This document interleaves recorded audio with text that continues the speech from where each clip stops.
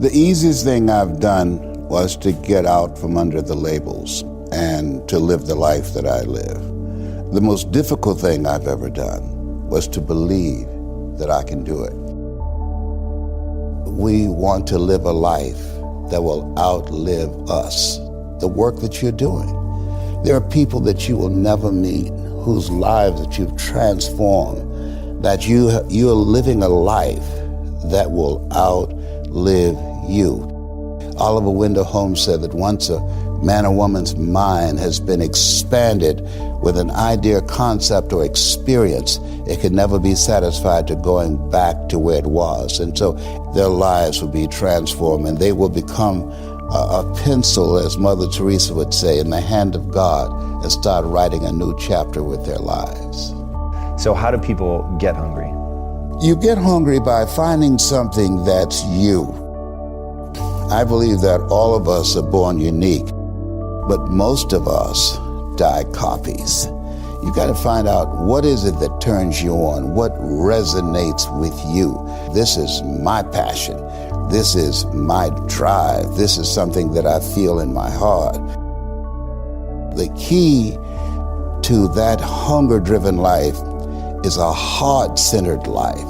I didn't do what I'm doing for years because of my programming, because of the culture in which I was raised in. I would see other people with degrees and PhDs and MBAs and credentials I don't have, and I convinced myself I couldn't do it. I mean, not only someone's opinion of you does not have to determine your reality, that you have to work on yourself and you have to have an unstoppable attitude, and no excuse is acceptable, and you got to make it a priority, a non-negotiable in your life, and hold a constant vision of what it is you want to achieve.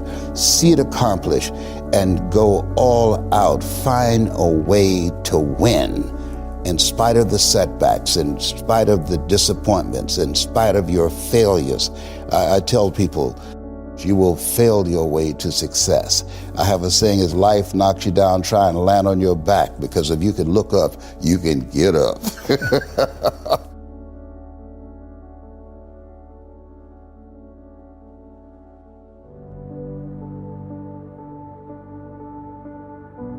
A gentleman who dramatically transformed my life, I was a junior at Booker T. Washington High School in Miami, Florida. And I went in his class looking for another friend, and he said, go to the board and work this problem out for me. I said, sir, I can't do that. He said, why not? I said, I'm not one of your students. He said, do it anyhow. And the other kids started laughing, saying, he's Leslie, he's DT. And he said, what's DT? His brother is smart, but he's the dumb twin. And I said, I am, sir. And he came from behind his desk and he pointed at me, he said, don't you ever say that again. Someone's opinion of you does not have to become your reality. And he taught me three things. He said, if you want to become successful in life, young man, he said, number one, you got to change your mindset. He said, you don't get in life what you want, you get in life what you are. Number two, practice OQP, only quality people. You earn within $2,000 to $3,000 of your closest friends. I found that out. I left all my broke friends. I said, y'all got to go. Because I used to be so broke, I'd pass the bank and trip the alarm, you know? And the third thing he said, develop your communication skills, because once you open your mouth, you tell the world who you are. He said, those are three major things that you want to work on that will liberate you from living in Liberty City, living in poverty in Overtown. It will help to escape out of where you are right now. I didn't do what I'm doing for years because of my programming, because of the culture in which I was raised in. I would see other people with degrees and PhDs and MBAs and credentials I don't have, and I convinced myself I couldn't do it.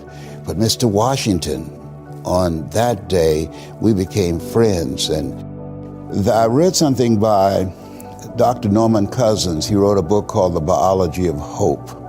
And he talked about the fact that when something happens to you, you don't deny it, you defy it. And I was defiant that I'm going to beat this, I'm going to handle this. That there are people who many times when something happens to them, that they embrace it from a place of fear and it takes them out. And L.C. Robinson said, things may happen to you and things may happen around you, but the most important things are the things that happen in you. And you have to stand up inside yourself and deal with it and handle it. Those experiences of going after goals that's beyond your comfort zone and having relationships that will challenge you and surrounding yourself with coaches and mentors who can take you to a place within yourself that you can't go by yourself because you can't read the label when you're locked in the box.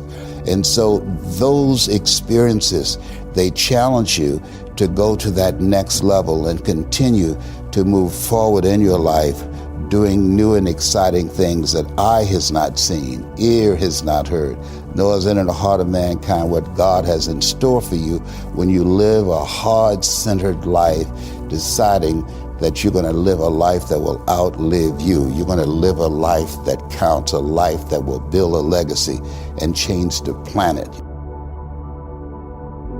Ask yourself the question, who should I count on and who should I count out? And so many people never achieve their goals because they have too many toxic, negative, energy-draining people in their lives. And you have to have goals outside of your comfort zone that will challenge you, because in order to do something you've never done, you've got to become someone you've never been. And you got to have a mentor who's experienced, who's been there, done that. And as a result of that relationship, because you can't see the picture when you're in the frame.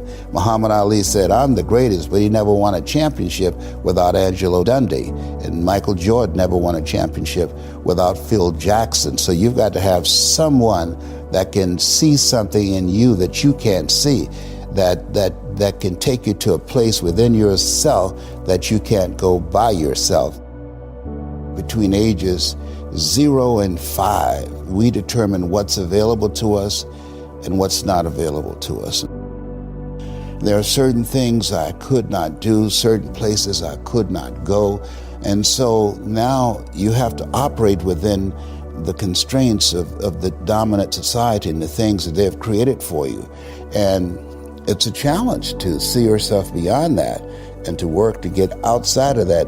You unconsciously operate within the parameters of what has been put in place. That many people, because they're not making a conscious, deliberate, determined effort to think outside of what life has thrown at them, they end up doing the same thing over and over and over again. Einstein said that thinking that has brought me this far has created some problems that this thinking can't solve.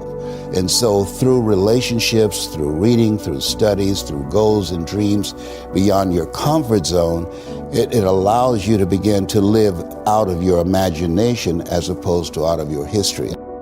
Talk to me about your grandkids, your great-grandkids. Like, if you had just an hour to spend with them, what would you give them in terms of setting them up the way that Mr. Washington set you up? Like, what are those core principles that you think are most impactful? One, get to know yourself. That I believe that we're taught, be ye not conformed to this world, be ye transformed by the renewing of your mind. What it means is that don't live the life that has been given you. By the culture, by your parents. By their circumstances, by the people that's around you. That Sidney Poitier wrote a book called The Measure of a Man. And he said, when you go for a walk with someone, something happens without being spoken. He said, either you adjust to their pace or they adjust to your pace. Whose pace have you adjusted to?